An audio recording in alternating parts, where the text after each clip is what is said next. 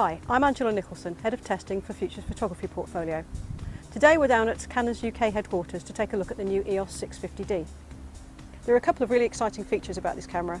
The first is it's the first Canon EOS camera to feature an 18 million pixel CMOS hybrid sensor.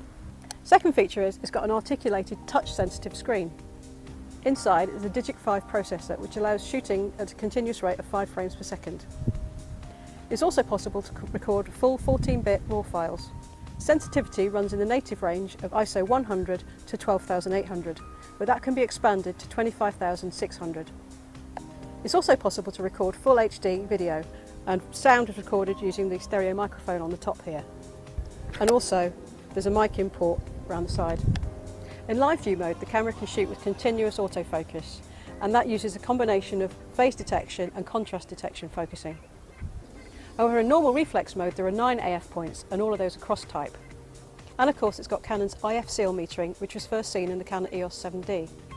The EOS 650D is all about making photography easier for beginners, and there are 2 new shooting modes that are accessed via the dial. The first is handheld night scene, which takes a sequence of 4 images which are auto-aligned and put together to give a correctly exposed image. The second is HDR backlight control, which takes a sequence of 3 shots which are auto-aligned to create one single image which has got correctly exposed foreground and background. The creative filters which can be applied to recorded images have now been boosted from 5 to 7 with the addition of art bold and watercolour effect. Now, because the camera's got a touchscreen, we can review images and swipe through them. We can also pinch zoom to zoom in and back out. And then we can select images merely by tapping the screen. And then zoom in again. Now if we go to the menu, we can actually give a rating to that image. That rating gets written to the EXIF data, so it's useful for searching through your images once you've downloaded them to the computer. The quick menu is also controllable by the touchscreen, so I just press Q to bring up the quick menu. I can now select, for example, the ISO option, press it again, and I can select the option I want. And now if I want to change the picture style, I just select that option, it tells me what it is. I can either touch the screen or I can scroll through them if I want. In live view mode we can set the AF point wherever we want just by touching the screen. And there it is in focus.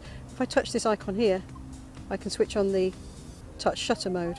Now if I touch the screen, it's going to focus and fire the shutter. On the top of the camera, the power switch can now be used to activate the video mode. If I want to start video, I just press this button and it starts recording. And press again to stop.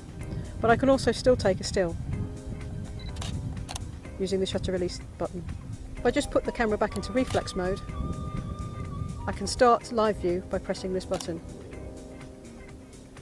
Pressing that button again won't start video, but I can press the shutter release to take a still. In manual exposure mode, you can use the screen to adjust the exposure just by touching that icon to bring up the shutter speeds, and then press the back or touch the back icon, and now we can adjust the aperture.